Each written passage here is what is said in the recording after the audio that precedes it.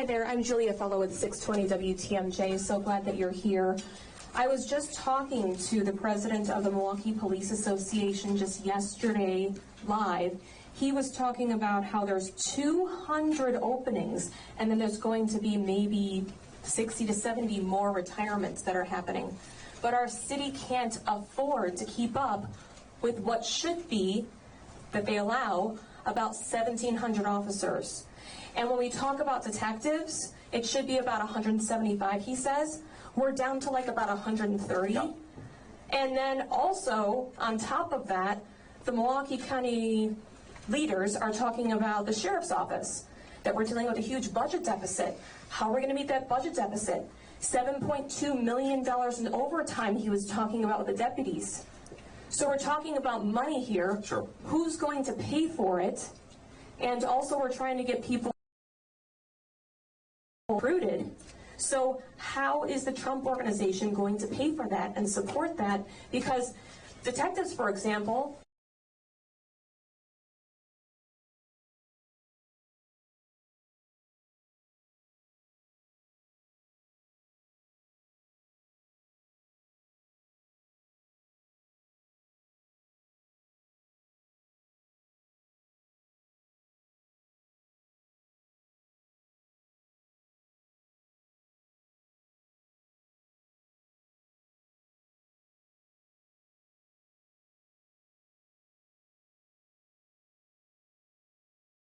Unfortunately, this is a story that I hear all over our country. A lot of police departments can't recruit the people that they need to keep us safe, and it's only going to get worse unless we fix this problem. And Donald Trump and I promise that we are going to fix this problem. First of all, you hear from police officers, and I've heard this story today, but again, I've heard it from all over our country.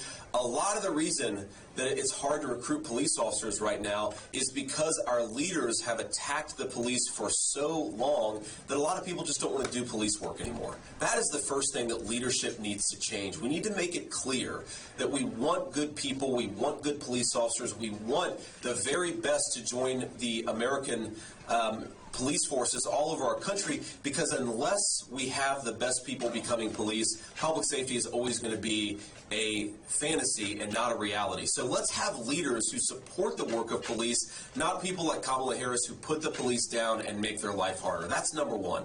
But second, when we talk about money, first of all, when we talk about scarce municipal resources, I know a lot of towns and municipalities are dealing with limited resources. We have to ask ourselves, why are the resources scarce in the first place? And a big part of the reason is that we are spending millions of dollars housing, sheltering, and providing medical care for people who shouldn't be here. Those are the people who have come in across Kamala Harris's wide open southern border. When you take millions of dollars that should go to our local police departments and you put it in sheltering and providing medical care for illegal aliens, it is the least in our community, the least of these in our communities who suffer the most. It is innocent children who need cops to keep their streets safe. It is innocent poor people who need municipal services to work, and they are the ones who suffer the most when you have a wide open southern border.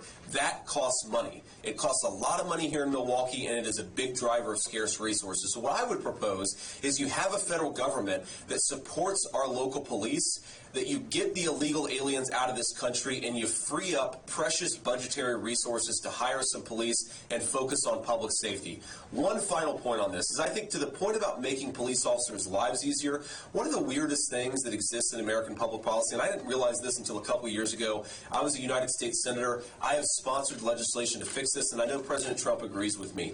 Police officers are actually penalized because they don't get the same access to their Social Security benefits as most American workers, because effectively the way that it works is the dollar that goes into their pension is taken out of their Social Security. So you're basically penalizing our police officers, taking away their Social Security when they want to get to retirement. I think if we stop that, it would make it easier to recruit some police officers. Do the police officers out there agree with me? Stop that double taxation of benefits. I think so. And when I talk to police, I know that's a big driver. But look, unless we stop making the business of policing in this country so miserable by having our leaders attack the police, we're always going to have a problem recruiting the right people into police work. Any more? Sir.